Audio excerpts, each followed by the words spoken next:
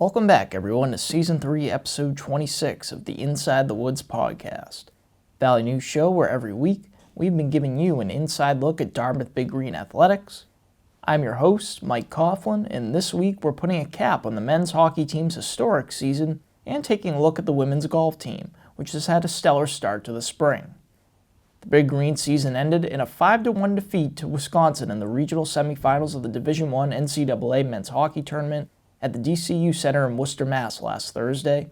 With the score tied at 1-1 in the third period, Wisconsin senior Jack Horbach put a backhand past Big Green junior goaltender Emmett Crotto with 10:13 remaining. The Badgers added another goal less than 5 minutes later to go up 3-1 and added two more empty netters to seal the final margin.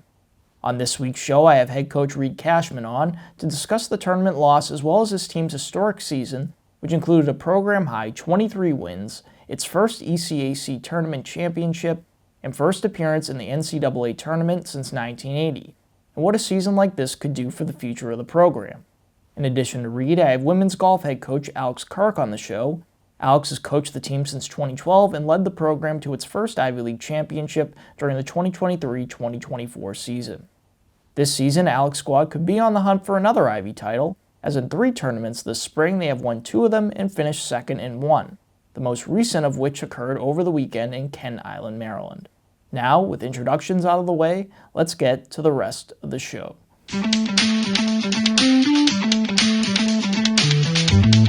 Now joining me on the show is men's hockey coach Reid Cashman. The Big Green's historic season, which included its first appearance in the NCAA tournament since 1980, came to an end last week in the regional semifinal against Wisconsin by a score of 5-1. Hi Reid, thanks for coming on the show. Yeah, thanks for having me. So last Thursday's contest, was closer than the final score would suggest, with the game tied 1-1 into the third period before the Badgers were able to pull away. Now a week removed from the game, what were your biggest takeaways from it? I think the experience was tremendous. Playing in the NCAA tournament, I think the amount of alums and Dartmouth fans that showed up to support us, that reached out, was incredible. I mean, it's really impressive how much support we have from both the Upper Valley and from our alums. And in the game, I think it looked like we had played 2 games on the weekend, and it looked like they had been off for a couple weeks. And they're big and athletic and fast, and we were able to kind of stick in there, but we need to get a little bit better before we can go win a couple of those games. But again, 9 minutes left to go in the game. It's 1-1, and I actually thought the first 7 or 8 minutes of the third period was our best hockey with some really good looks. And so, Wisconsin team that is playing in the Frozen Four next week, and we're toe to toe with till the very end, and really proud of our group for that. Right, and like I said before, now about a week removed from the end of the team's season, have you had time at all to reflect on all that you and the squad accomplished this year and, really what this season has meant to you? I think, I guess yes and no. I think even in it, I think we've, or at least our staff has felt kind of how special what our guys did this year was, and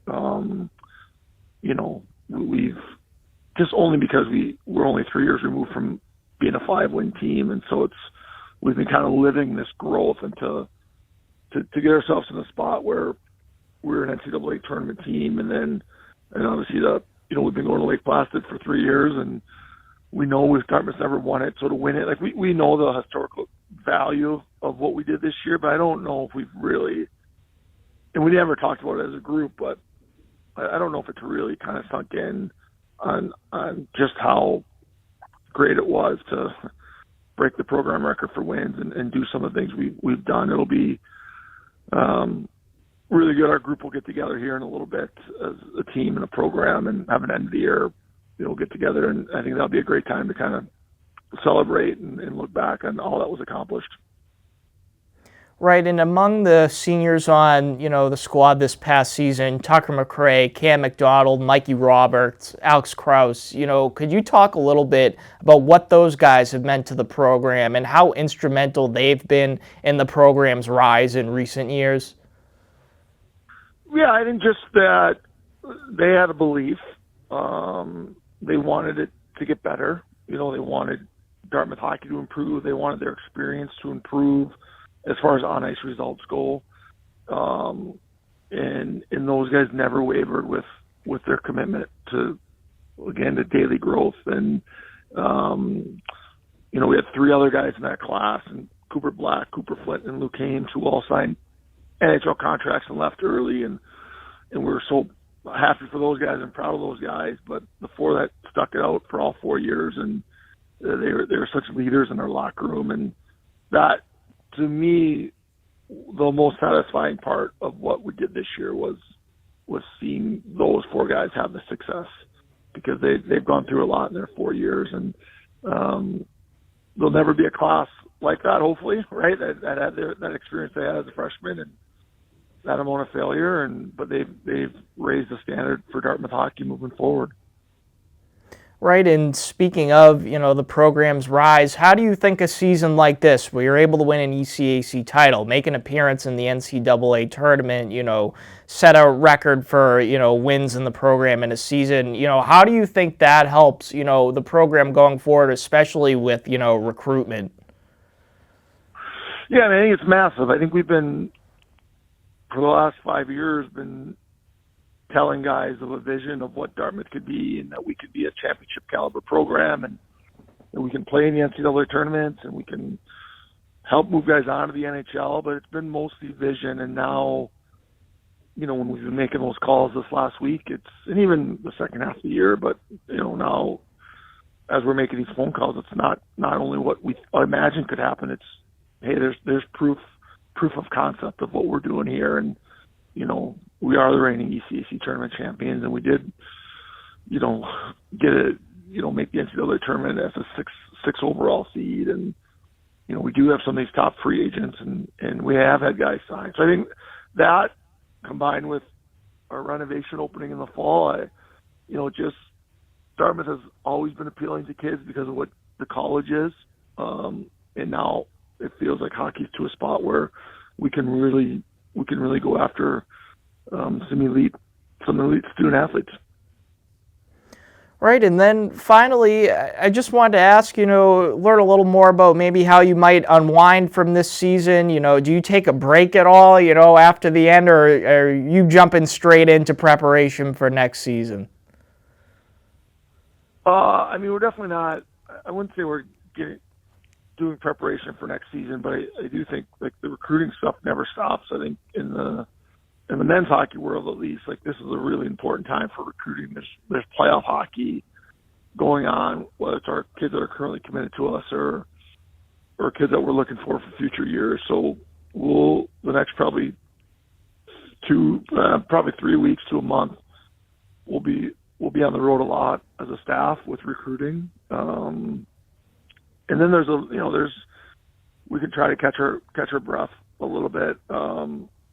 Certainly we'll be more present at home. I got three daughters.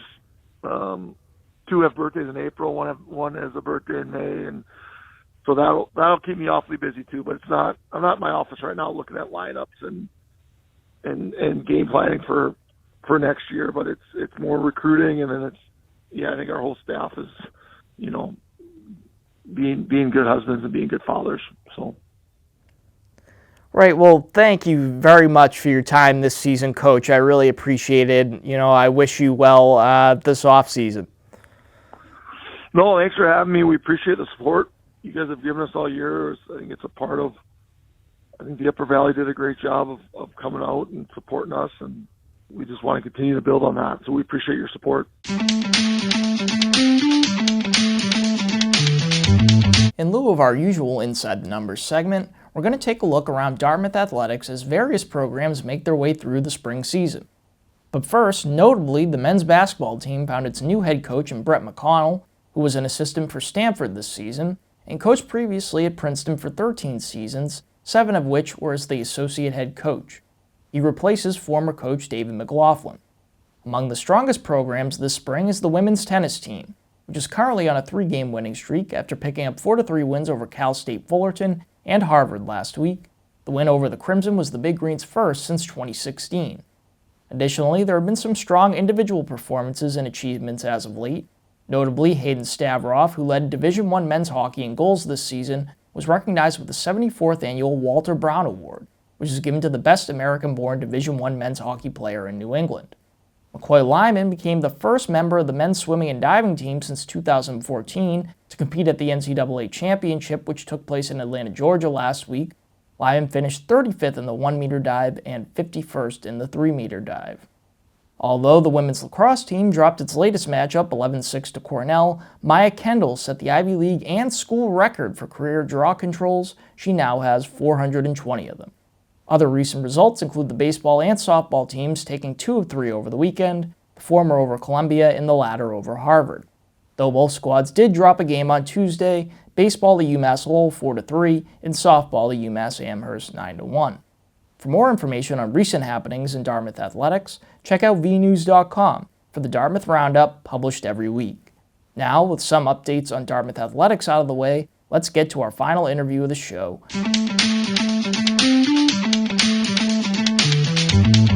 Now here with me on the show is women's golf head coach Alex Kirk. Alex has been the program's head coach since 2012 and has been named the Ivy League Coach of the Year twice during his tenure in 2019 and 2024. Hi Alex, thanks for joining the show. Hi, thanks for having me. So, your squad has had a nice start to the spring with a historic turnaround on the way to a first-place finish at the Space Coast Classic in February, and more recently a first-place finish at the Kingsmill Intercollegiate last week, and a second-place finish this past weekend at the Prospect Bay Invitational. What have been your main takeaways from the team's performance so far this spring? Obviously, we're playing some pretty good golf. I just think the team has a lot of depth. I think we're led by, Sophie Tai, Olivia Kong are playing very well. They shot 6 and 7 under down in Columbia and Florida. And it's just a great group of girls. It's fun to be a part of, and we're just trying to have some fun and stay in the process, let the outcome happen.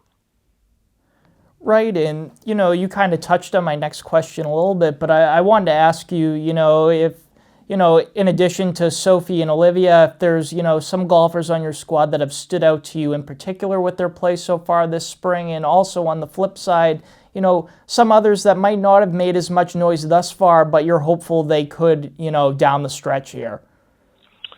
Yeah, Sophie Tai has been rock solid. She's a senior captain. Olivia Kong, the sophomore, has obviously played well. But, the 2 freshmen have started out well. Sophia Lee won her first event down at BC in the spring. And I think Claire Wan's coming up from Austin, Texas, is just kind of getting her feet stable and been playing well. Alyssa Shue is a junior. She shot even par the last round down at Kingsmill. And I think the real difference maker for us could be Hope Hall. She's a senior co-captain. She just fired 73 down at Prospect Bay. She's got a lot of talent. So, I think the good news is 6 play and 4 count at the Ivy League Championship this year. Some regular season tournaments, it's 5 count 4. But I think, anyone on any given day on our team could help contribute to the team score. And it's nice when you have depth because sometimes in the years past, if you had 2 or 3 really good players, they felt the pressure that they had to do it, where, you got some strong front runners, but a good supporting cast. And, it's good problems to have, good recruiting. And I think talent attracts talent. That's why they're here. Right. And, could you give our audience some insight into what preparations are like when you have a tournament coming up? For example, the squad will compete in the Rutgers Invitational beginning on April 11th. Between now and the start, what are some of the things you guys are doing as a team to prepare? Well, I think golf's an interesting sport because it's an individual sport that's played as a team. Everyone has different strengths and weaknesses or challenges. So, I mean, we just came off 2 tournaments and training on spring trip. Right now we're just trying to fine-tune whatever aspect. I mean, obviously we can't play golf up here in the Upper Valley for a few more weeks, and typically the Ivy League Championship is happening before the courses are opening. But we will be able to get out on the range. I think next week we have 2 simulators and a putting green here on campus. And a lot of it really, I think at this fine line, it comes down to mental training and, going through meetings and making good decisions, make good club selections, and, also taking care of your body, staying hydrated, staying healthy, you're not sick, working on the academics, making sure the class loads are taken care of before we get to and from the tournament. And, it's a little unique. We don't play golf outside here in New Hampshire, and these players are from all over the country. So it's just trying to stay in touch with the clubs, and then we get outside and go play somewhere else. I mean, we have about 3 trips down to New York, the New York area. We'll play Rutgers. We're going to play a match with Yale down in Westchester Country Club, and then we'll go to the Ivy League Championship at Baltusrol in New Jersey. Right, and, you just made reference to it. Coming up pretty soon is the Ivy League Championship, set to begin on April 24th in Springfield, New Jersey. How do you think this year's squad stacks up to, the one who won the program's first Ivy League title during the 2023-2024 season, and how confident are you in this squad's ability to potentially pick up another Ivy League title? I think the 2 teams are definitely different. I think the team that won in 24, we had a lot of emotion, and we had been through a lot with the cuts and the reinstatement. I mean, the freshmen that won that year were the same players that got cut as freshmen. So I think there was a lot of emotion. Whereas I think this team really here, none of these players have felt that. So, we're also moving forward. And, I just think that this team has a lot of talent. They're very cohesive. They're very supportive. And I like our chances. I mean, I think I think the one thing in the Ivy League I would say with the women's side is that, anybody can beat anybody on any given day. I mean, we just lost to Penn at Prospect Bay by 3 shots. They happened to make 3 birdies on the 18th hole, and it turned out to be the difference. But I like our chances. I mean, I think Princeton probably on paper is the front runner, but I don't think we're afraid of them, and I think, we can go out and compete. Right, and then, finally, I wanted to ask, as I mentioned, you've been heading up the women's golf program since 2012. I wanted to ask how you've seen the program evolve over the years, and, also just ask what have been some of your favorite aspects of the job. I mean, I think, it's kind of funny to look back on the history. I mean, I think when I first started, we had 2 girls that could break 80, and now it takes about 75 or better just to travel, and I think, the high average on our team is 77 that's not traveling. So, I mean, the talent has definitely improved. I think you're getting, better golfers that know they can get a great education and still play competitive golf. So that's like it in a big sense. But, I mean, I think the cool thing is just, getting to know these players and the whole recruiting process when they're like 16, 17 years old. Seeing them grow through their college experience and then, get off and go out in the work world and have families. And I guess I've been here long enough. The cool thing is that some of the players that have played for me, I've gone to their weddings, they're having babies, and they're helping me get internships and jobs for my current players. So I think it's kind of just a cool legacy to get to know them and be a part of their journey. Right, well, thank you very much, Alex, for joining the show. I really appreciate it, and I wish you and your team luck going forward. All right, appreciate you having me. Go Big Green. And that was Season 3, Episode 26 of the Inside the Woods podcast. As always, thanks for listening. With the spring high school sports season set to begin, stay tuned for the next podcast, which will cover high school athletics in the Upper Valley. Until then, enjoy the rest of your week, and if you celebrate, Happy Easter.